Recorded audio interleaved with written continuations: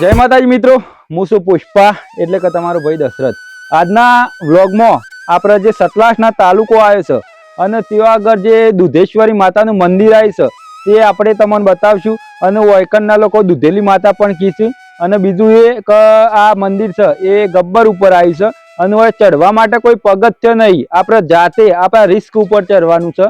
તો અને બીજું એ કોઈ એટલું બધું રિસ્ક નહીં, અહીંયા તમે આવશો તો એરા મારેલા છે અને એરા પ્રમાણે આપણે ચઢવાનું, તો આપણે ઉપર જઈશું અને ઉપરનો જે ઇતિહાસ એટલે કે જે નજારો છે એ પણ તમને બતાવશું અને ઇતિહાસ વિશે થોડી વાતો કરશું। હેડો તાણ આપણે ઉપર જઈએ। તો મિત્રો તમે જોવો કે જે આ પથ્થર છે એના ઉપર એરો દોર્યો છે એ પ્રકારના એરો અહીંયા હશે અને જેમ જેમ એરો હોય એમ એમ આપણે ઉપર ચડવાનું હોય, તો આપણે તે એરો પ્રમાણે જઈશું તો દુધેલી માતાના મંદિરે પહોંચીશું મિત્રો। તો મિત્રો ઓય તમે આવો મંદિર તો એક ચેતવણી પણ આપેલી છે કે તમારા ઉપર કોઈ ભમરો બેહ તો એના અંગાથી કોઈ ઝાપટ બાપટ મારવી નહીં, અને બીજું કે કોઈ માસિક ધર્મવાળી સ્ત્રી હોય તો અહીંયા આવવું નહીં, અને બીજું કે કોઈ પણ પ્રકારનું વ્યસન કરી તમારે અહીંયા આવવું નહીં। તો આવી બધી ચેતવણીઓ તો તેનું ધ્યાન રાખો।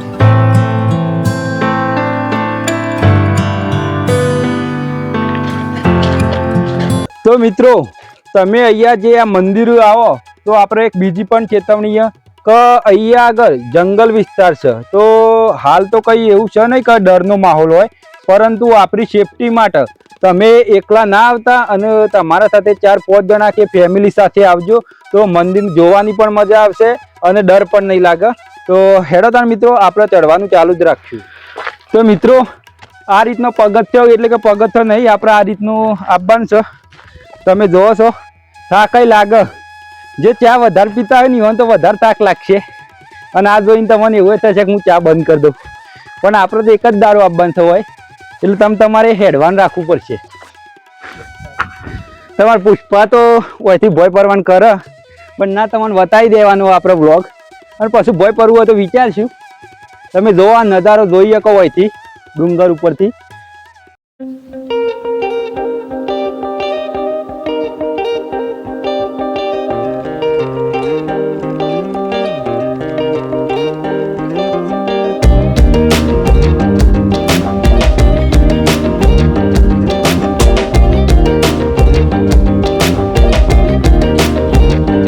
મિત્રો થાક તો લાગ્યો બરોબરનો, પણ આપણે તમને વ્લોગ બતાવવાનો છે અને ઇતિહાસ। મિત્રો આપણે અહીં આગળ અહીંના લોકો છે એ ધીરે ધીરે વિકાસ કર્યું છે, એટલે કે પગથિયા નાખ્યું છે, ધીરે ધીરે વિકાસ થશે, જેમ જેમ પબ્લિક આવશે એમ વિકાસ થશે। મિત્રો થાક તો લાગે છે બરોબરનો।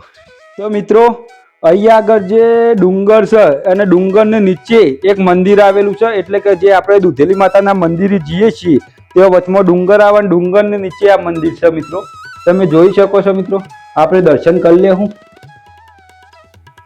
અને બીજું એક આ કઈ માતાજીનું મંદિર છે એ આપણને ખબર નથી અને આપણે સાંભળીને અહીંયા વ્લોગ બનાવવા માટે આવ્યા છીએ, તો સાથ સપોર્ટ આપજો મિત્રો।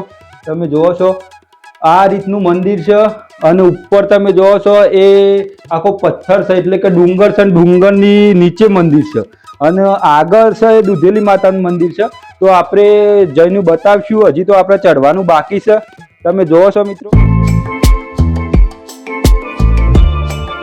તો મિત્રો આપણે જે દુધેલી માતાનું મંદિર છે તે આગળ આપણે આવી ગયા છીએ અને આ નજારો છે એ દુધેલી માતાના મંદિરનો છે। અને બીજું એ મિત્રો કે અહીંયા તમે જે દૂધ ચડાવો છો એટલે કે જે માનતા રાખો છો, જો તમારે ભેંસને કોઈ રોગ થયો હોય કે કોઈ પણ પ્રકારની તમે અહીંયા માનતા રાખો છો, દૂધની માનતા અહીંયા થાય છે, તો તમે દૂધની માનતા રાખો છો તો તે દૂધ તમે મંદિરે ચડાવો છો, અને મંદિરે ચડાવ્યા પછી તમે આ જે આ પથ્થર છે એટલે કે ડુંગર છે અને ડુંગરમાં આમ હાથ કરી અને તમે જોવો છો તો જ્યાં તમે દૂધ ચડાવેલું હોય છે તે દૂધ તમારા હાથમાં અહીંયા ધાર સ્વરૂપે મળે છે મિત્રો। તો આ એટલો આ મંદિરનો ચમત્કાર છે, એટલે કે માતાજીએ તમારી માનતા લઈ લીધી એવું કહેવામાં આવે છે। અને આવો તાન તમને મંદિર આપણે બતાવીએ। તમે જોઈ શકો છો મિત્રો આ છે મંદિર।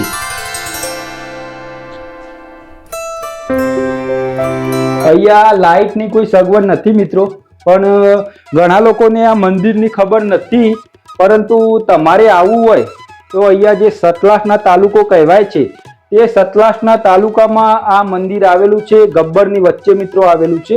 એકવાર જરૂર મુલાકાત લેજો અને શાંતિમય વાતાવરણ તમારે જોઈતું હોય તો આવા ગબ્બરના જ્યાં જ્યાં મંદિર છે ત્યાં આગળ તમારે મુલાકાત કરવી.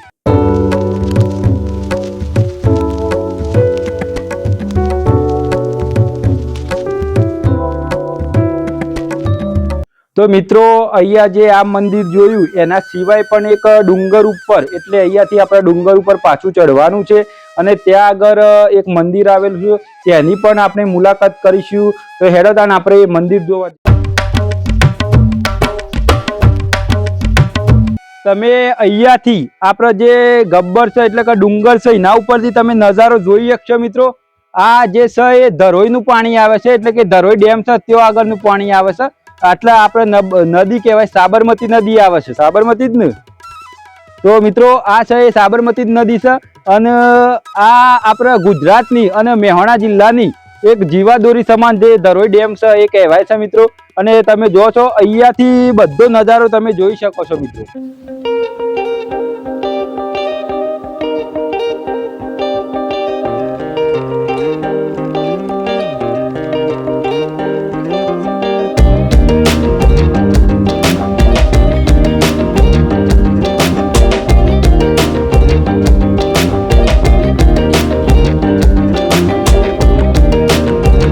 તો મિત્રો આપણે ફાઇનલી જે દુધેશ્વરી માતાનું મંદિર છે ત્યાં આગળ પહોંચી જાય છીએ. તમે જોવો છો આ મંદિર છે એવું જ નેચમ મંદિર છે, એટલે કે કોઈ પણ ઉપર ના ચડી શકતું તો ત્યાંથી પણ માનતા પૂરી કરી શકે. અહીંયા દૂધ ચડાવવામાં આવે છે, તો જો તમે દૂધની માનતા રાખો છો તો તમારી માનતા જે પણ હોય તે પૂરી થાય છે મિત્રો. તમે જોઈ શકો છો. અને બીજું એ મિત્રો કે અહીંયાનું વાતાવરણ તમે જોશો અને કુદરતી સૌંદર્ય જોશો તો બીજી બધી તમે જે જીવનશૈલીમાં જીવતા હોય, આલિશાન જીવનશૈલીમાં જીવતા હશો તો તે પણ ભૂલી જશો. અને અહીંયા તમે એકવાર મુલાકાત કરજો મિત્રો, બહુ મજા આવશે. તો આપણો વ્લોગ અહીંયા આટલો પૂરો કરશું. તો બોલો દુધેશ્વરી માતાની જય. તો તમે પણ આવજો, અમે પણ આવ્યા અને બીજા તમારા સાથે મિત્રો હોય તેમને પણ લેતા આવજો.